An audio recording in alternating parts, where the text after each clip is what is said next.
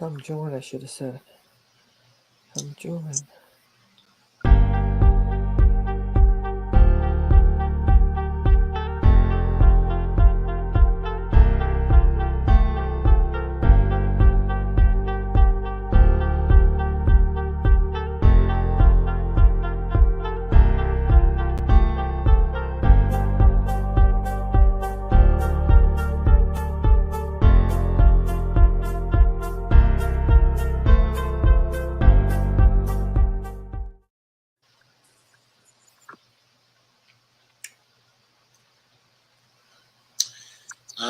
Hello, everybody.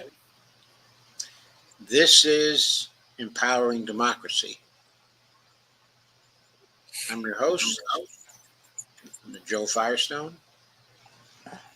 And our topic for tonight is how will people in the U.S. react to the end of neoliberalism, part 7. And with me is Dee Peers, the host of Around the World with Dee and Friends. And hello, great to be here. Thank you, Dee. And we hope to be being joined shortly by another of our friends, specifically Madelyn Hoffman, who will be joining us from Colombia. What we'll be talking about tonight is once again the problem of the transition from ideas to practice. We have claims being made by some people that as an ideology, the end of neoliberalism is at hand. If you saw our previous show tonight, it was something of a travel show about how nice it's been for some people to move to Mexico. And it was also concerned somewhat with the politics of Mexico, where AMLO, the president of Mexico, is putting an end to neoliberalism in that country. He's taken very, very concrete actions to replace the neoliberal policies of the former government, with his own policies that benefit the working and middle classes, and also policies that strengthen the social safety net in Mexico.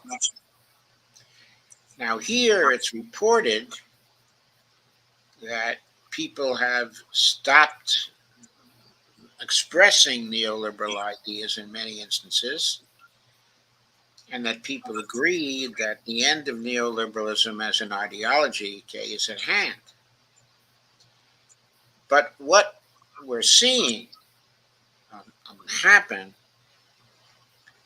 is that people who now say they no longer believe in the fundamental ideas of the Washington Consensus, and the market fundamentalism, and control of the government by the businesses, still act in such a way that the neoliberal regime remains strong. We see this in our government, particularly with respect to crises of various kinds, where people try to solve these crises not by abandoning the neoliberal solutions, but by creating other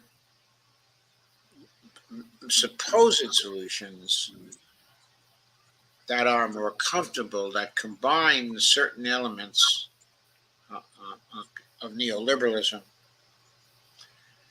with certain other kinds of policies that benefit the people in some way. For example, Joe Biden's Inflation Reduction Act contained some very good measures for the environment. But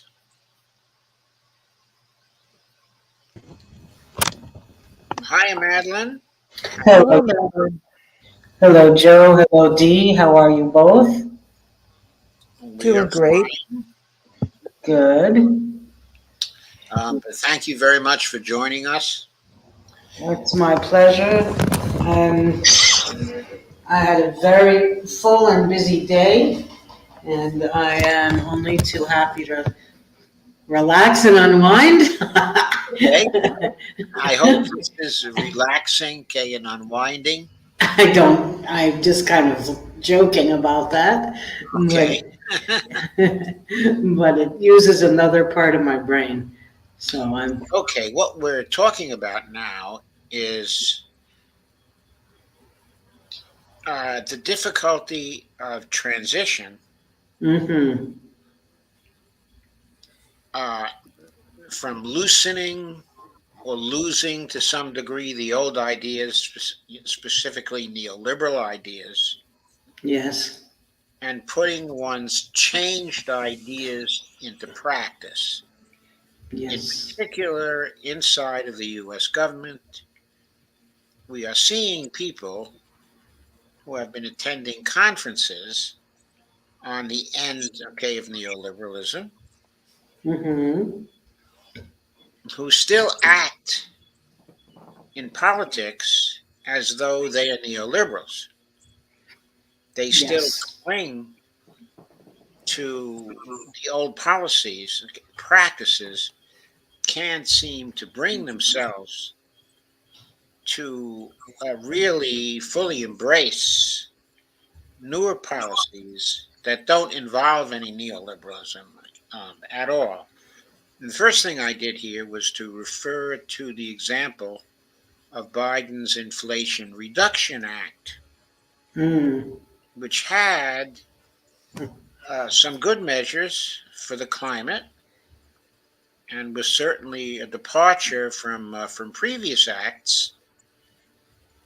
But on the other hand, it had very strong elements of spending for crony capitalism. Mm-hmm. And that was a very big part of that bill. And it was also a drop in the bucket, not really a serious effort to do anything about the climate. It was a start, and some people celebrated it for being a start. But compared to some of the campaign promises of, for example, Bernie Sanders, okay, and Howie Hawkins, it was Mm-hmm. nothing And has it gone? It hasn't gone anywhere since it was proposed, correct? since it was passed. Passed, but it hasn't. Since it was actually passed, it hasn't really done very much for the climate emergency Mhm. and seems to be drowning in the crony capitalism. Okay, so that was one example. Okay. But the other example I mostly want to talk about is what's going on with the debt ceiling crisis here. Mm.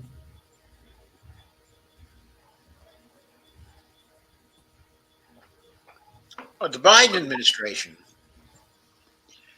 had initially taken a very hard line on the debt ceiling crisis. And it said that it wasn't going to negotiate with Kevin McCarthy, okay, and the Republicans, and was not going to compromise in any way, wanted a clean lifting of the debt ceiling Mm-hmm. in a bill with nothing else in it accept the lifting of the debt ceiling. As we near the time when Secretary Janet Yellen says that the U.S. government is going to run out of its money and won't be able to pay some of the bills that are due, she's now giving a deadline date, okay, of June the 1st. That's pretty close. That's pretty close. And there's a lot of back and forthing between the parties and the leaders of the two parties about whose fault it is. But the back and forth thing and the political manipulation seems to overlook one central thing, okay, I believe. That central thing, well, it overlooks a number of things, but the most essential things that it overlooks is the 14th Amendment of the United States, specifically Section 4 of the 14th Amendment of the United States, which says, let me get it here.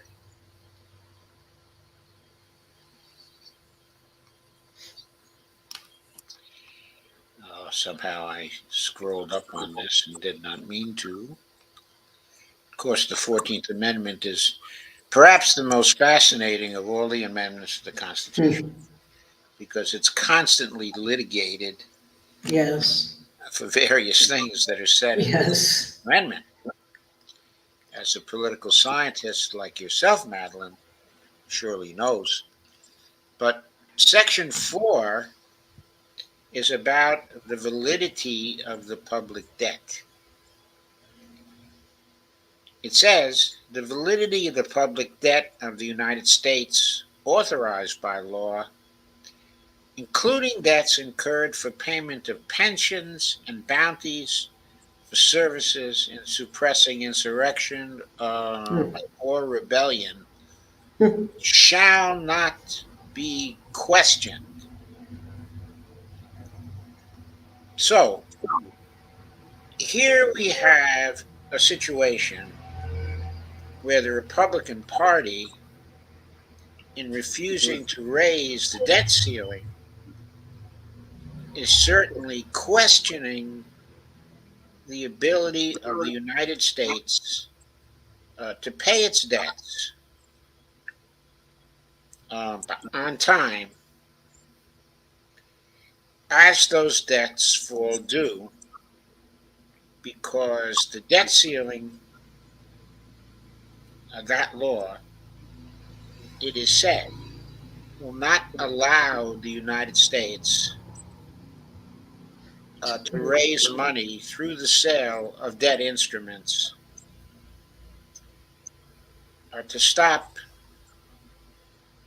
the continually low state, okay, of the level of the Treasury spending account, which is the balance is getting lower and lower as time goes on.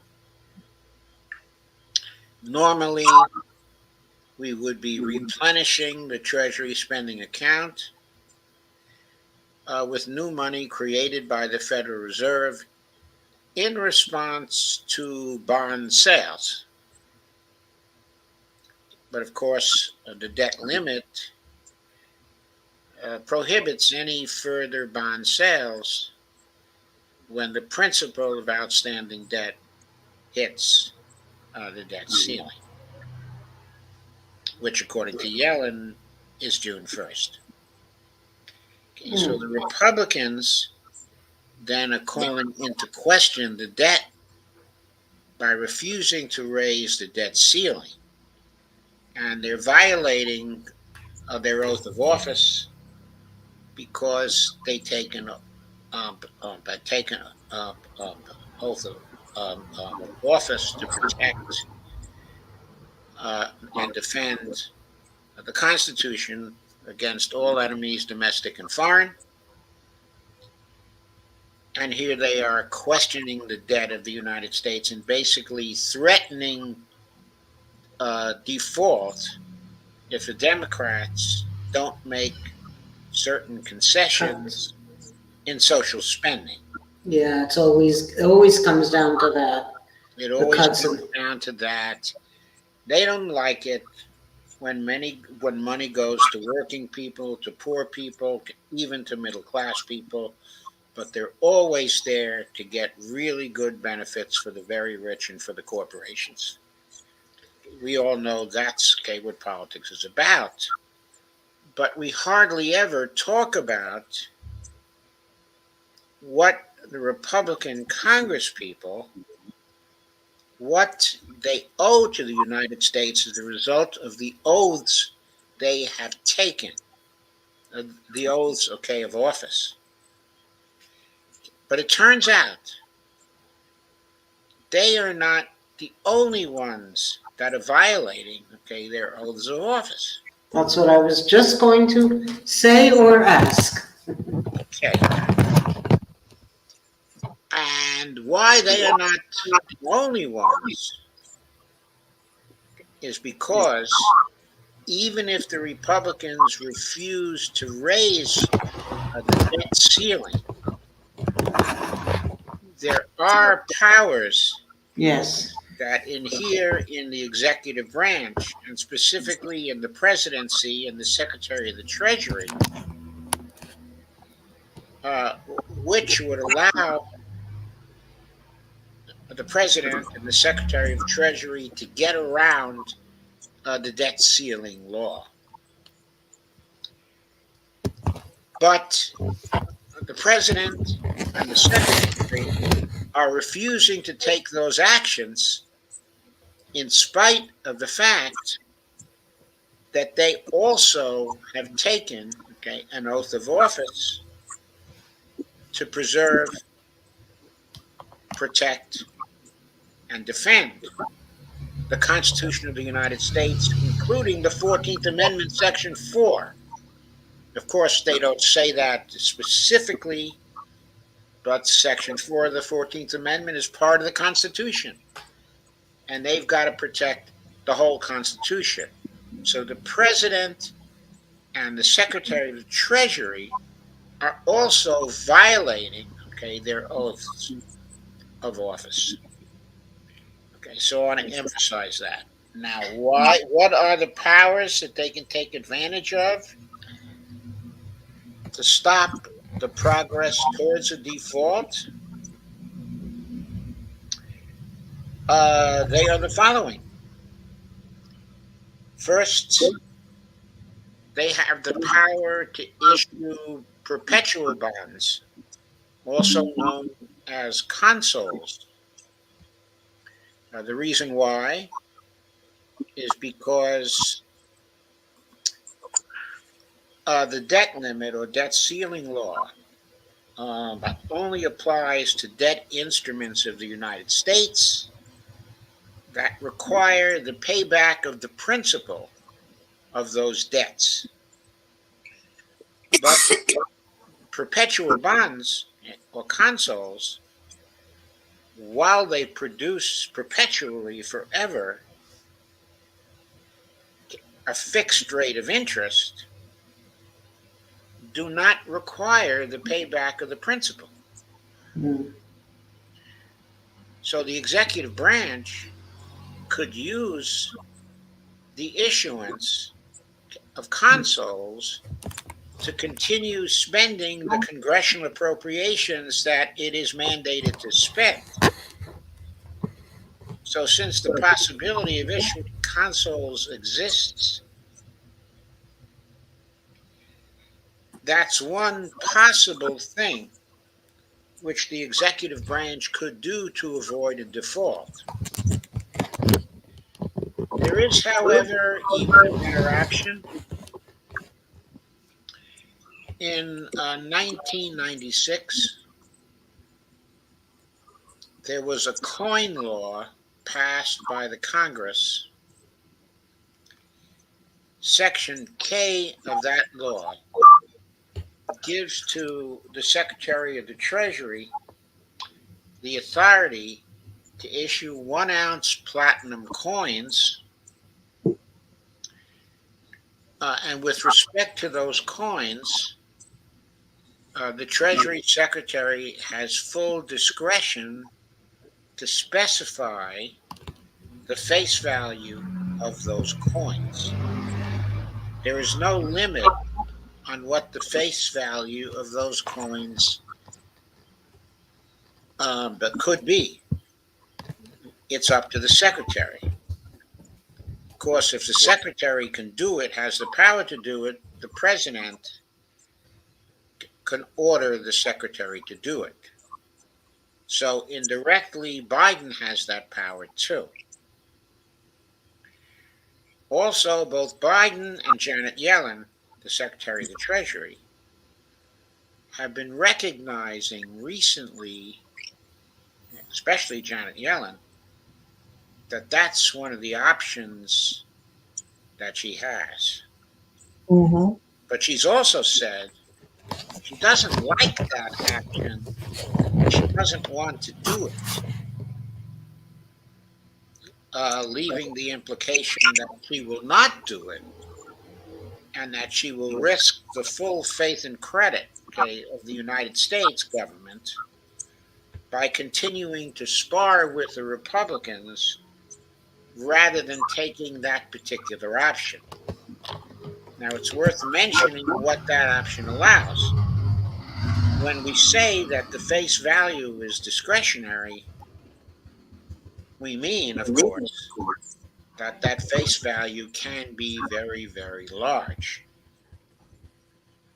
Lots of stories have been written about the $1 trillion coin, Yes, I saw some of that. but it doesn't have to stop with the $1 trillion coin. It could be a $5 trillion coin. It could be 10 $5 trillion coins. It could be a $100 trillion coin. It could be a quadrillion dollar coin. It could be as large as Janet Yellen wants to make it. If the face value is sufficiently large and she mints the coin and deposits it at the Federal Reserve Bank, then there would be enough money inside of the Treasury that the Treasury would be able to pay down all the public debt of the United States and all the deficit spending which the United States would be doing over a number of years. Of course, that depends on how large the deficit spending will be. We all know there are limits, okay, on deficit spending because inflation can be one limit, but also there are other limits. The spending could be idiotic in various ways. The appropriations could be damaging to the United States. It depends on what the United States is spending on. If it spends too much on war, for example, that can be very, very damaging to the United States. There are all kinds of things that can be damaging to the United States. Just because the United States can spend whatever it wants to from the standpoint of having the capability to do that spending doesn't mean that the United States should be exercising that capability. Joe, I have two things to say. One is there's a guest waiting to get in. Okay. Who is the guest waiting to get in? Greg. Okay, thank you very much. You're welcome. And secondly, You let me in. he didn't know. I didn't want to interrupt him, so it took a little while. But Okay, well, I'm glad you interrupted me because I would have been going on for a while. I'm sorry. I didn't mean. I hate to interrupt you, especially when you're on the I'm roll. glad you interrupted me so we could let Greg in. Okay, and I also wanted to add that, like so many things, we don't want a cosmetic solution to a problem. In other words, okay, we're not spending, we're deficit spending, we're raising the debt ceiling and so on and so forth. So let's just give ourselves more money so we can continue to do what we've been doing without addressing the issues you've raised about, well, where should that money go? How should it be spent? What other money, what other expenditures should be rolled back? It's because for so long, even with the budget, just trying to agree upon a budget, the two parties couldn't do it because they'd have to sit at a table, right, and decide and argue out what the priority spending of the government should be. And they could never come to an agreement, never sit down to do it. So I just add that to another wrinkle to the idea of just flooding the U.S. with more money to address all the debt. That's all well and good, but how do we proceed in terms of spending it going forward? Right, but that is a separate question. And I do want to point out that even though from a pure financial point of view, the level of the debt and the level of the debt to GDP ratio do not matter for a monetary sovereign such as the United States, they politically do matter because the Republicans are engaging in terrorism over the debt continuously. It's nothing more than economic fear porn, is what it truly amounts to being. It's economic they want fear porn, but they want people to believe that the country can go broke or be in some form of debt when that is not the case. A country that is monetarily sovereign, creates its own currency, can never go broke, can never be in debt. It doesn't owe any form of debt to any other currency because the US dollar is the sole currency in the United States. So we need to get people over that fear that the US government could somehow go broke or anything like that, because that's right. Seriously, huh? I said, right. We do need to do that, but we also have to remember that the MMTers and others have been trying to do that now for 25 years, 27 years, even since the time that I've been involved, which is from 2010 till now, which is 13 years. All the ink and live streams that have been spilled, okay, on education have not served to educate the American people to the truths you are talking about. And during this period of time, we've had now 3 serious debt ceiling crises where we have come close to defaulting.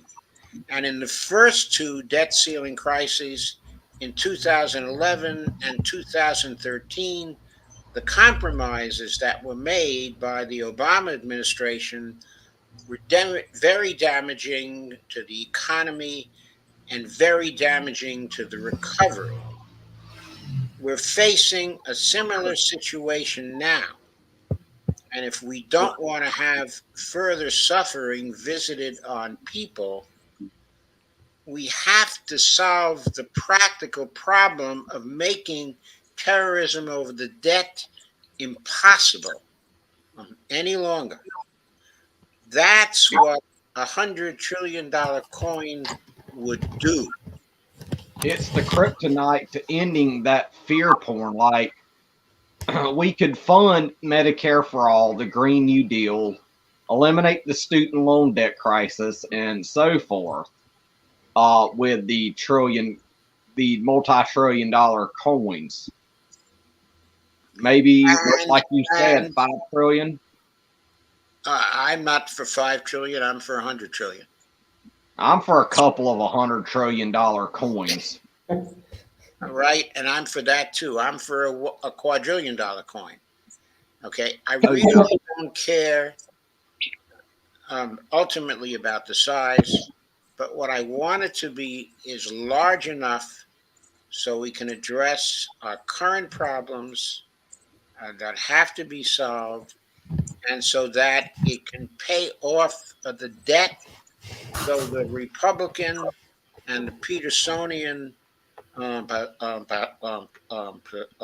propaganda machines cannot continue to go on and talk about how our grandchildren are going to have this huge debt to inherit.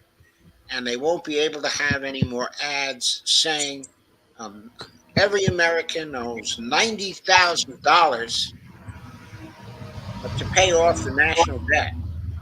Okay, that is legally, of course, completely ridiculous. None of us has an obligation to pay off the national debt.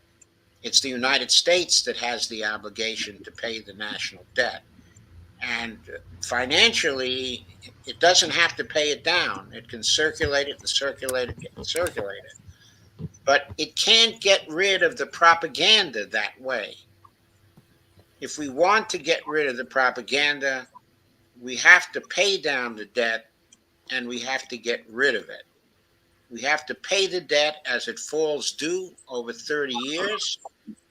So we're not going to have an excessive inflation situation because we paid it off. Okay, so that is basically what we have to do. Okay, but in a sense, this program is not about that. Okay, what it's about is the idea that not just the Republicans, but the president and the secretary of the Treasury, as well as the Republicans, are violating their oaths, okay, of office because they're allowing the debt to be questioned, which is prohibited by the 14th Amendment to the Constitution. The case I am making here, or I'm trying to make here, is that it's the duty of President Biden and Janet Yellen, the Secretary of the Treasury, to get a platinum coin with a face value large enough to end the current debt ceiling crisis actually minted, so that it won't matter if the Republicans do not raise the debt ceiling. Okay, now maybe $1 trillion will get us through the rest of the fiscal year. I don't know whether that is true. Maybe it's $2 trillion we need for the rest of the fiscal year. They can figure out what face value will get us through the rest of the fiscal year. But I think they owe a larger obligation. And the larger obligation they owe is to prevent this constant questioning of the national debt. That questioning is prohibited by the 14th Amendment. And if they want to bring an end to it, they have to mint $100 trillion coin or a $200 million coin, put so much money into the Treasury spending account that no one will talk about us running out of money for years and years and years and years and years.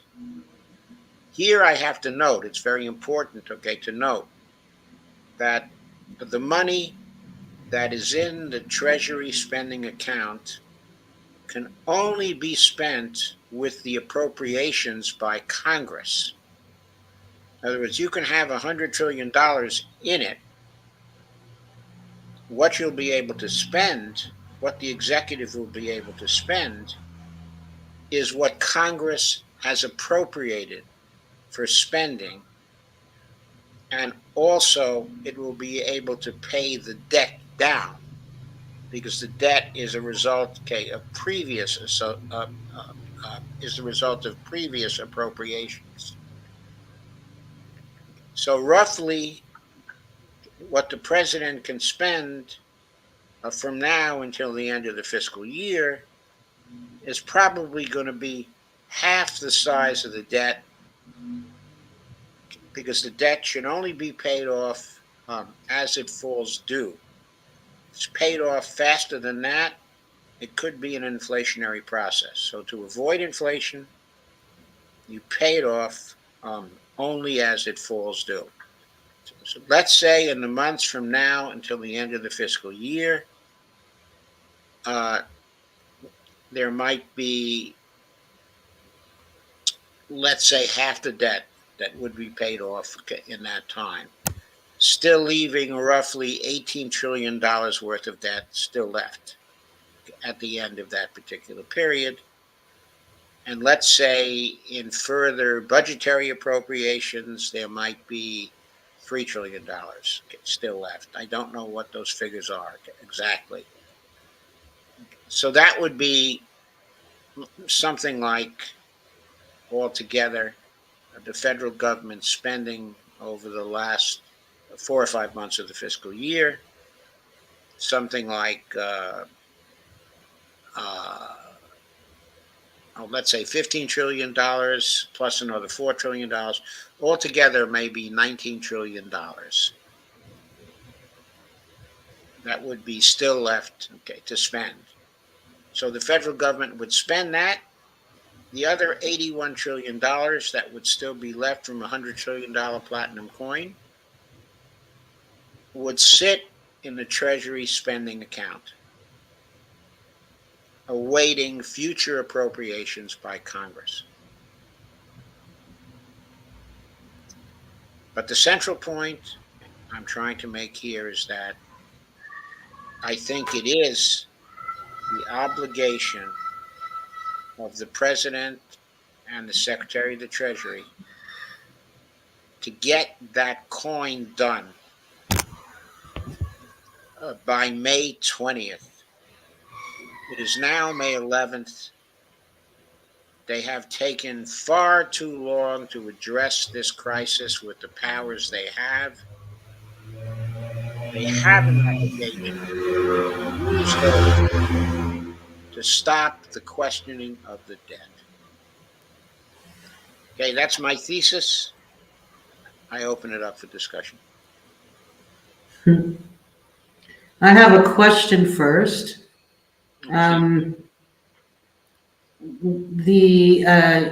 China holds a good chunk of our debt. How is that impacted, affected, otherwise? It has utterly no effect. The amount of that debt that falls due this year, it is the obligation of the United States to repay, okay, along with the interest, of course, that's due on that debt. The Chinese hold something like, $1.8 trillion worth of debt. If half of that is short-term debt, it will have to be paid off before the end of the year. But do you think that the U.S. is using that in any way, shape, or form to hold over China's head in order to try? I mean, I don't completely understand how the United States can threaten China and have, want to move from fighting Russia to fighting China if things don't unfold properly in Ukraine. I think that's a separate issue from this entirely. What I'm talking about is the obligations of the United States. Yes, I understand that. I understand that. I will leave those other questions aside then. Okay, I think we can discuss those other questions, okay? But what I'm saying is the reason why the coin has to be minted Yeah. I is understand. so the debt ceiling crisis and the debt terrorism is ended for good. And I'm saying that's the obligation of those two officers of the United States who took oaths to protect and defend the Constitution, including the 14th Amendment, okay, of the Constitution. If Well, that requires the paying off of the debts some of the debts that we owe to China, those debts have to be paid off according to the Constitution. Because Section 4 prohibits the United States defaulting, okay, on any of its debts, even if those are debts to China.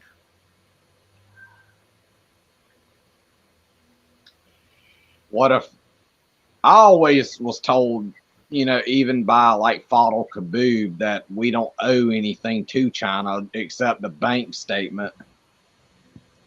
And that's also what I heard from Stephanie Kelton as well. Well, I don't know in what context they were stating that. I'm sure in what in some context that is true, but what I'm telling you is that a debt instrument is a contract, and when China bought those debt instruments, the United States contracted to pay them back with interest at a particular time. And so that is a legal debt from the standpoint of the United States and from the standpoint of the Constitution. And I don't think that either Fadl Kaboub or Stephanie Kelton would disagree with that. Those debts have to be paid. They must be paid on time when they are due. They don't have to be paid any earlier. All the debts of the United States to China don't have to be paid in full this year. But those bonds that are coming due have to be paid. It would be unconstitutional not to pay them. am I getting too picky to say that the 14th Amendment says bounties? And what was the other part of it? The two Let's get words. up there again. Mhm. For the payment of pensions and bounties for services in suppressing insurrection or rebellion shall not be questioned, but neither the United States nor any state shall assume or pay any debt or obligation incurred in aid of insurrection or rebellion against the United States, or any claim for the loss of emancipation of any slave, but all such debts, obligations, and claims shall be held illegal and void. So when it says those pensions and bounties, are the opponents of what you're talking about, Joe, are they arguing, or can they argue that bounties and pensions are not the same as programs for the poor, for programs for whatever the spending is that the United States has incurred that has led to so much debt, or the war, even the wars? Okay, I don't think the interpretation, okay, of including here is meant to exclude other debts. It refers to the public debt of the United States and the validity of the public debt. That then is referring to the debt instruments of the United States that have a principal value and interest that is due. That's what's meant, okay, by the validity of the public debt. Okay, now, the separate issue, okay, of what happens if there's a default. Okay, that is not an issue envisioned by Section 4, because Section 4 says you cannot question the public debt of the United States. Shall not be questioned. Mm-hmm. Shall not is the strongest language the Constitution can use. If it's a public debt of the United States, its repayment shall not be questioned. Now, does the debt ceiling law actually allow the questioning of the debt? And the answer to that question is that the debt ceiling law does question the debt, but that doesn't mean it's unconstitutional. It may still be constitutional, but the reason why it's not now unconstitutional is because consoles can be issued. It's because platinum coins can be issued. It's because other things can be done to get around the debt ceiling law. In other words, the debt ceiling law doesn't stop the president from spending congressional appropriations, which is the central issue here.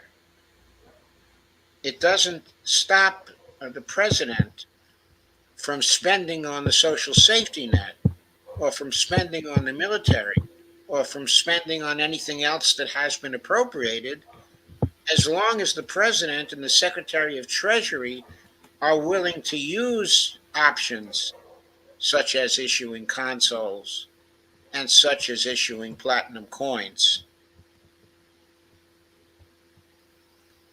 But the president and the secretary have to exhaust at least those two options before they can claim that the 14th Amendment implies that the debt ceiling law is unconstitutional. If for some reason those options were not to work, if the Supreme Court suddenly decided to say that the platinum coin is unconstitutional, or consoles are unconstitutional, and who knows what this crazy Supreme Court case is likely to do. Yeah, we can't predict for sure. Yeah, we can't really fully predict that, but I think it's very unlikely. If they do that, though, then plainly the debt ceiling law would be unconstitutional because it would prevent the president from spending appropriations as he is mandated to do by the Congress. Existing appropriations that were already made and agreed to and approved by the Congress. Right, existing appropriations. This says nothing about the future appropriations of the United States. And the issue of those appropriations will be taken up in the battle over the budget for next year that's still to come. If they even sit down and battle over it. I mean, that's been part of the problem for at least 20 years. You know, just kind of letting things, the status quo remain in effect rather than actually battling out what the priority spending of this country should be. And so they just keep kicking the can down the road. But that they're going to keep on kicking the can down the road, but I point out also the following. If they were to mint the $100 million coin,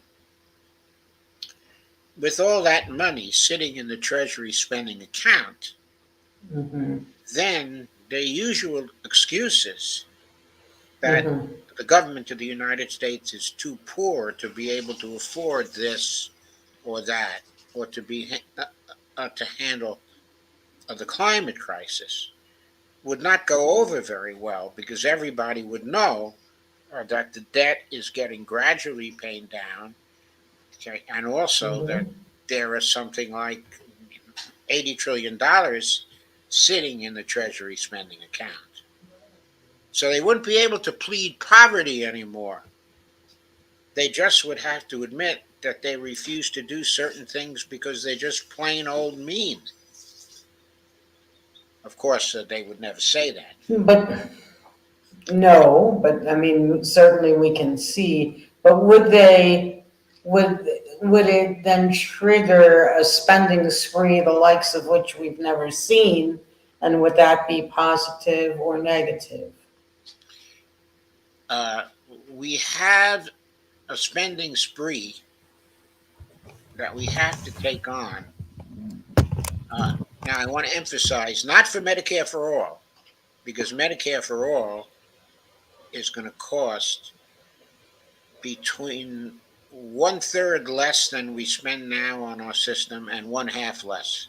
Mm-hmm. Might be as much as a savings of 50%. In other words, lowering expenditures on health from 4.3 trillion to 2.15 trillion. Mm-hmm. That is very possible. So we can afford Medicare for all without any of the deficit spending we're talking about. We're already spending more on healthcare. When I say we, I mean the government is already spending more on healthcare than Medicare for all would cost. Okay, so this doesn't involve any raising of taxes or anything like that. But far more important, okay, than Medicare for all, which is, of course, of surpassing importance, okay, is the climate emergency. We must address that. It's an existential crisis, and it's going to take huge amounts of money. We must have a spending spree on that, because the crisis point is coming far sooner than any of us have envisioned. The scientists have always been wrong that it's happening faster. And we just can't afford to have it happen. And as a monetary sovereign, we have the monetary capability to spend what we need to spend. Now, we have to control inflation, of course. But there are ways to do that. The people who have done probably the most work on controlling inflation using different kinds of tools to control inflation, probably the MMT economists. They are the best equipped to spend large amounts of money while controlling for inflation. But I can still foresee, correct me if I'm wrong or if you disagree, but with all that, I mean, and I'm not saying no to it, I'm saying, yes, let's do that. But I can see terrible battles over how to spend that. I can see terrible battles over as well over how to spend that. I'm sure the Republicans, first thing they'll try to do is to tax even less, cut taxes further to give more money to their donors. Okay. But of course, from my point of view, in terms of what I'm advocating for, the use of the platinum coin is only one of the things that I'm advocating for. My program also includes removing every congressperson who is funding their campaign with anything but small dollar donations. Right now, that means every last congressperson would be purged in 2024 if I can get the dump the corruption movement really flying. So that creates an entirely different situation in Congress. It creates a situation where nobody taking big money from donors is going to be in Congress. So then, if you add the $100 trillion to that political situation. Yeah, very different. Very different, yes. Very different. Okay, Dee. Okay, what do you have to say about all this?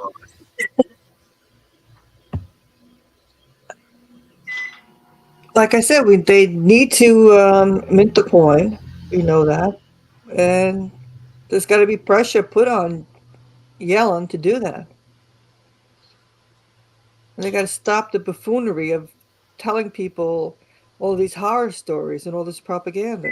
Yeah, and stop the buffoonery of saying, um, I just don't like that option. Okay, what I'm trying to Right. say Do the here, right thing. yeah, I'm trying to say, fulfill your oath of office.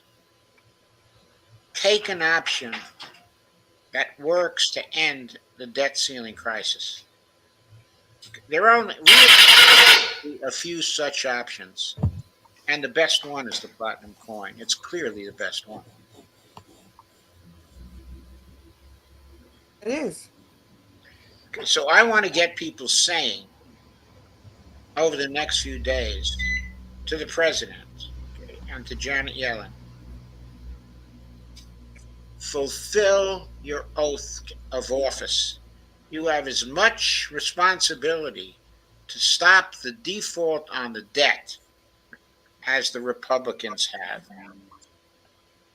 You can't wait for the last minute playing a game of chicken with them.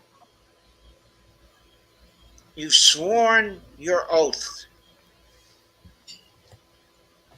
Do not default on your oath. No. They can either uphold their oaths or be voted out. That's the only two options that we have. Yep. They can either do their damn jobs or get the hell out. That's the only two options. Yeah, but we have to start to educate the public that they're not just considering some options here. What they're considering is whether they're going to fulfill their oath of office or not. We have to emphasize that they have an obligation under the Constitution to act in a particular way. This is not an optional thing for them, in spite of the fact that there are a couple or maybe three options involved. And they can't sue on grounds that the debt ceiling law is unconstitutional as long as they have those other options to use. Okay, the lawsuit that's now been filed against Janet Yellen by some employees of the federal government, trying to say she needs to keep on spending because the debt ceiling law is unconstitutional, that suit could well fail because with these other options, there are other things that she and Biden can do other than simply ignore the debt ceiling law. At this point in time, the debt ceiling law isn't unconstitutional yet.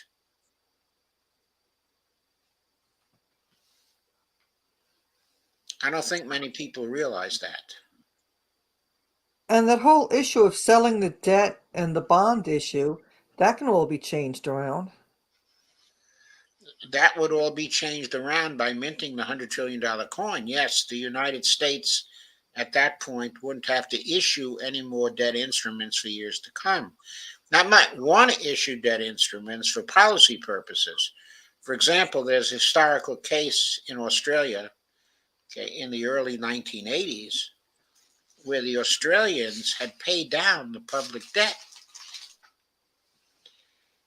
And the capitalists came to the Australian government and said, you have to issue debt for us. We need a risk-free investment that pays some interest. We want you to issue debt. And the government caved and started issuing debt after they had paid it all off. A very interesting historical case, of course. Yeah, but then, I know this is not directly relevant, but, in order to be a fully functioning citizen of the United States, you've had to have gone into debt and paid it off. If you don't do that, then something's wrong with you. So this issue of debt, you had to get a credit card. You got to show that you had a big debt that you paid off over time, and that now you're welcomed into this society as a consumer. Yes. Absolutely.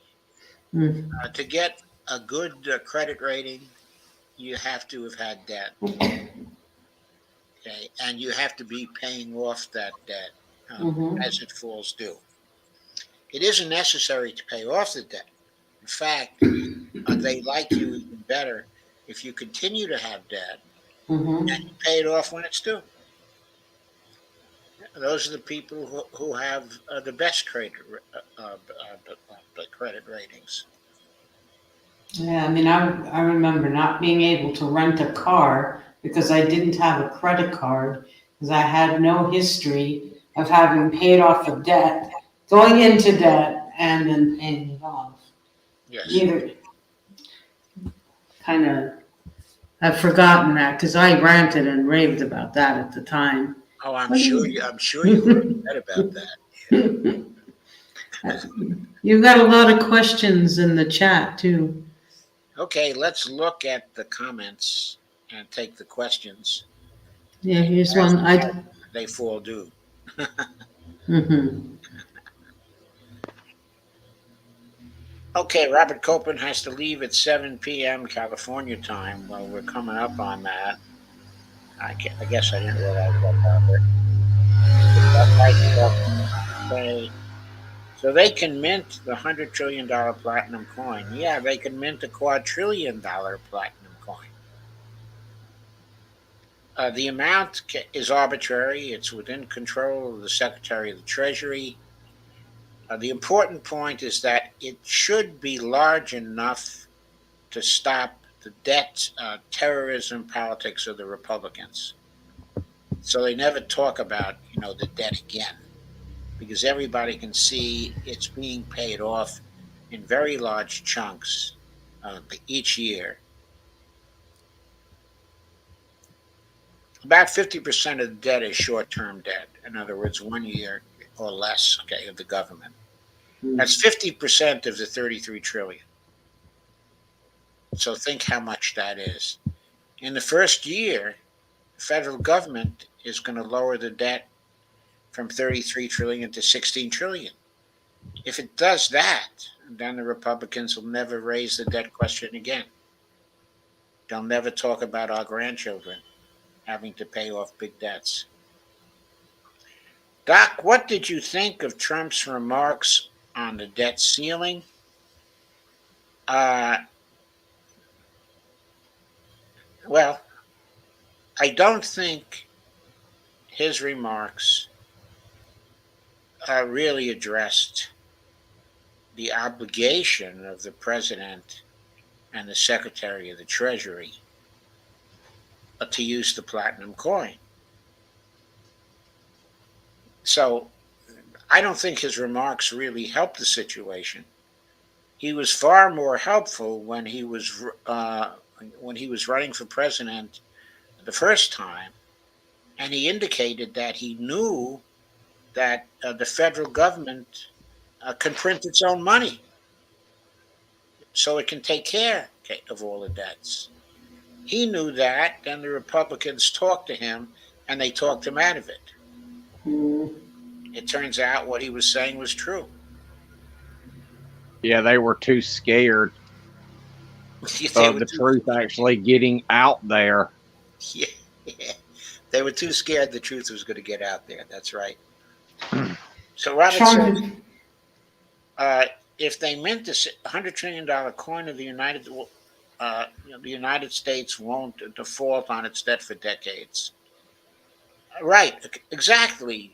But when those decades have passed, if there's any threat of default, they can mint $100 trillion coin, or they can mint a $250 coin, as long as they take care to maintain the coin law in its current state. And I also think the coin law needs to also include public purpose spending like social safety nets, health care, education, and all that. Yes, I think that would be a very good amendment to the coin law. Some way of reinforcing to the Congress that the only things they should be spending on are things that fulfill the public purpose. How are they going to measure what the public purpose is? Well, they're going to have to do a lot of surveys and see what people think the public purpose of the United States is. We are supposed to be, after all, a democracy, and the people have to have a very large role in defining what the public purpose is. Steve Wolfbrand says, what if Hunter stole the coin and spent it on hookers and crack? Well, not even Hunter could do that because it's locked in this vault at the Federal Reserve. You can't get into the vault. Is it real money, Joe? Yeah, sure, it's real money. It's legal tender. No, but I mean, will it get into people's hands? You're just talking about it being locked inside a vault. How? The coin will be locked inside the vault. But Mhm. because the coin is locked inside of the vault, and because it's real money, it's legal tender of the United States, it will be necessary for the Federal Reserve to add $100 trillion in reserves to Mhm. the public enterprise fund account of the mint, which can then be swept. The coin seigniorage can then be swept into the Treasury spending account, almost the whole $1 trillion. What's swept? The digital numbers are swept. Okay, in other words, the Treasury spending account gets marked up almost to the level of $100 trillion. Mhm. Not completely, because the seigniorage, or the profits from the coin, is the difference in the cost of producing the coin and transporting it up to Fed, and the face value of the coin. So I figure these days it might cost 4,000 or 4,500 to mint the coin. Okay, bring it up to the Fed. So it would be $100 trillion minus the 4,500, which would get swept into the Treasury spending account by the Secretary. Ghostart asks, what is the specific law that allows the coin, and when was it enacted? The specific law, I forget the name of the law, but it was enacted in 1996. Hmm. Okay, and I can give you the specific law. It's somewhere, I've documented it. If you don't know, there's only one full length book that has been written about the platinum coin so far. And I am the author of that book. In that book, I've documented the specific law and the specific section of the law, Section K, but that allows the minting of the platinum coin by the Secretary of the Treasury. Ghostart says, they'll accuse the U.S. government of making money out of thin air. And maybe we do. But where the U.S. government, Congressman Sherman face blue whole eyes today. That's a comment, okay, by Ghostart. Yeah, they'll accuse the U.S. government of making money out of thin air. Yes, the U.S. government does make money out of thin air, but every it's day. yes, every day. That's what the Federal Reserve does. It creates money out of thin air. It doesn't use the tax money. Okay, it collects. It doesn't use the money from the sales to actually spend. Think Because of it. Think of it as the scoreboard at a baseball game. They yes, conjure the funds into existence just like when you score a home run. They conjure those numbers onto a spreadsheet. yeah, that's exactly correct. The scoreboard, okay, the football game, when a touchdown is scored, it creates 6 points. And when the extra point is kicked, okay, it creates a seventh point. All the Federal Reserve does is to mark up and mark down the The unit accounts of of the account. people, okay, and the accounts of the government. And also, it's not just the U.S. government that is making money out of thin air. The banks also make money out of thin air, because when the banks actually lend money to people, uh, they lend money based on the credit and on the notes that the borrowers have to sign. And based on that, they mark up the accounts of the borrowers, the savings accounts or checking accounts of the borrowers at their bank. And they create those new numbers.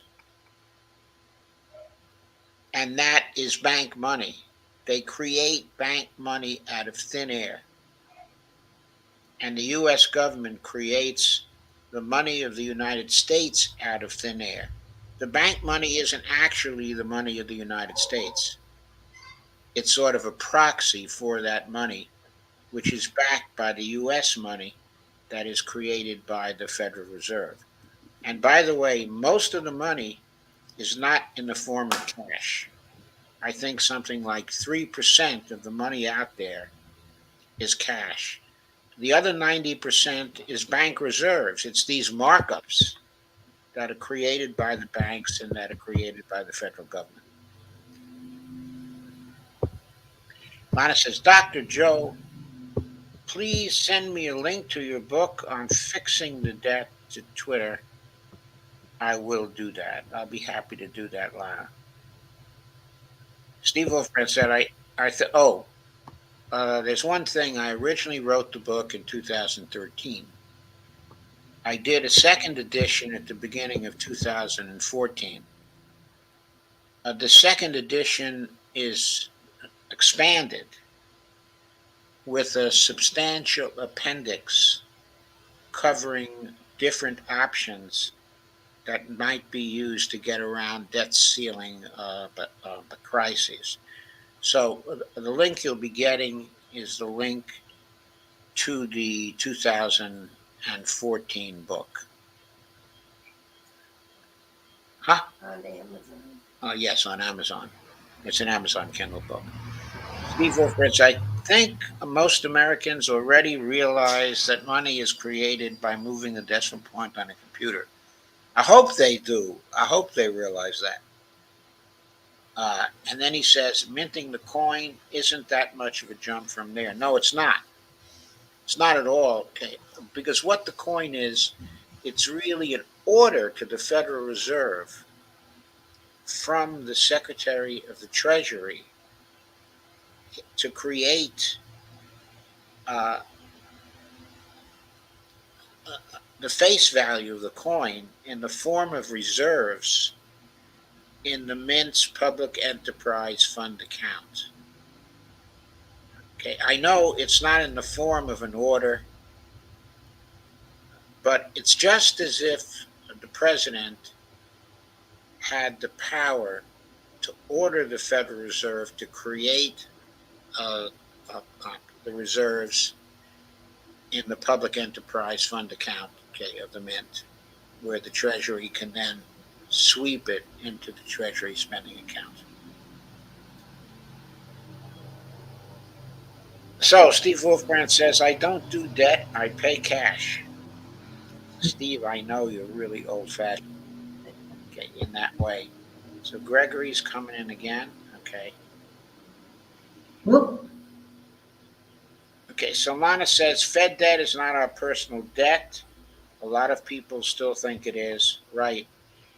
And somewhere on the UMKC New Economic Perspectives website, there is a blog that I wrote in 2012 that makes the case that the debt of the federal government is not personal debt.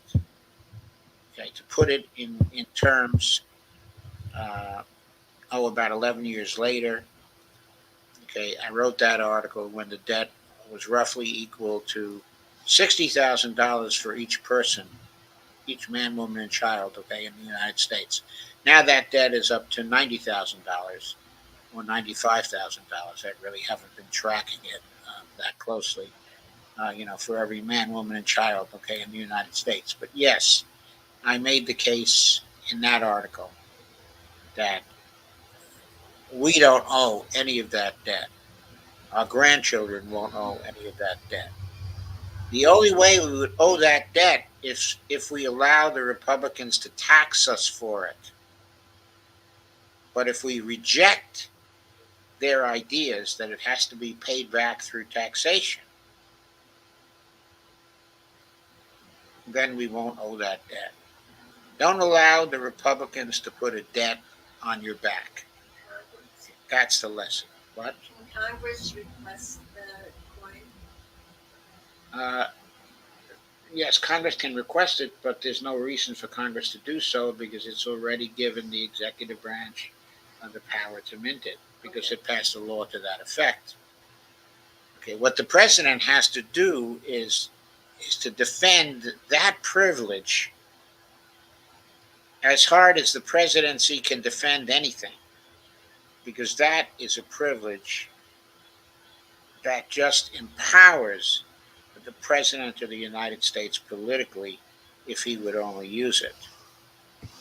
At one point, I even wrote a speech, okay, that the president can give after he or she mints the $1 trillion coin or the $100 trillion coin. Lana says the dollars in our wallets and bank accounts both fed debt and part of the deficit. Their debt is our asset. Okay, it is an accounting reference. Okay, what Lana is talking about there is that if we use a sector model of the economy of the United States, there's a private sector, there's a foreign sector, okay, and there's a government sector. When the government runs a deficit, it means the government is spending more money on those other two sectors than it is taking in taxes. So the government's debt, okay, is our asset. But the government doesn't have to issue debt. It can just issue reserves. It can spend reserves into the economy. And then it would no longer be true that the government's debt, okay, is our asset. It's true now because for the most part, we don't do coin seigniorage. It's only a very small percentage of what the government spends. So Lana says, Representative Brad Sherman, California 32, Robert's comment above. Not sure which comment you're talking about. I must have inadvertently skipped over it. What did Brad Sherman do, Lana? Please remind me. He normally doesn't do too many bright things. So.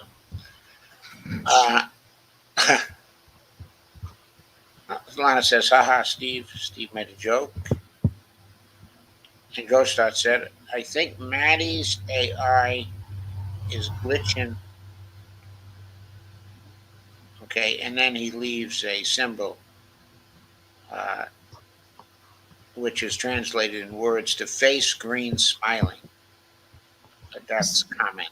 Okay, Ghostart. I think we're... Oh, I see. Okay, Madelyn says that she is heading out. Good night and thank you. Okay, Madelyn. See you soon. Okay, thank you very much for joining us tonight You're welcome. and for questioning me about those things. I learned a lot. Thank you. Those were important questions. Thanks. Okay, good night.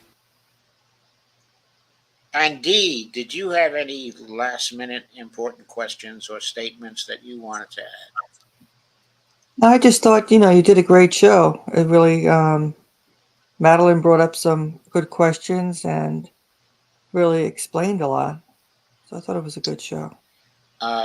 Did I make the point sufficiently clearly that with the Republicans being intransigent, as they are, the obligation does fall on the president and the secretary of the Treasury to fulfill their oaths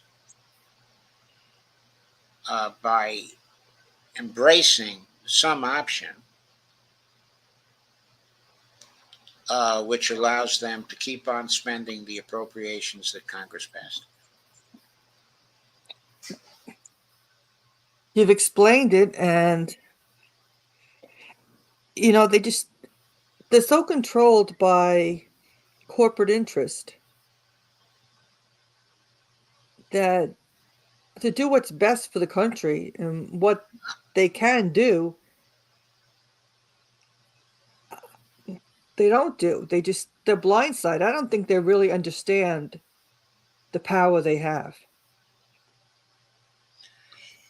I don't think they understand either, but there were, I saw Randy Ray say at some point, it must have been about now 9 months ago or something like that, that at least 1/3 of the Congress uh, had gotten some education, okay, in MMT, and knew what the real situation was with the debt and the deficit. But of course, there were none of them that would say so, except for John Yarmouth. He was the only one who would express his new understanding of public finance, and he's gone now. He retired at the end of the last Congress. It's just not enough. I mean, 1/3 is not much at all. Well, 1/3 of the Congress is a big start. I mean, it's what is it? Okay, 142 or 3 Congress people who understand that. It's an important chunk of the Congress. And a lot of the Republicans may understand it as well, though they'll never admit it. So, They're beholden to their donors. yeah, but the Democrats are beholden to their donors too. And we cannot forget that. Exactly, we can't forget that. So we're always in a mess because of the donors. Yes, we are always in a mess because of the donors. It all comes back to that. And still, we haven't made material progress in relation to dump the corruption yet. It's nowhere near a movement. Somehow we have to make it a movement. I think maybe if we can get Robert Kennedy interested in it, and if he were to run on that basis, we might be able to get over the hump and make it a movement. Hmm. And he really needs the help of such a movement. Oh, yes, he does. He needs a movement behind him. But that kind of movement would disqualify both Trump and Biden. And that would create the opening that Robert F. Kennedy and Marianne Williamson need. Maybe we need to get both of them behind that.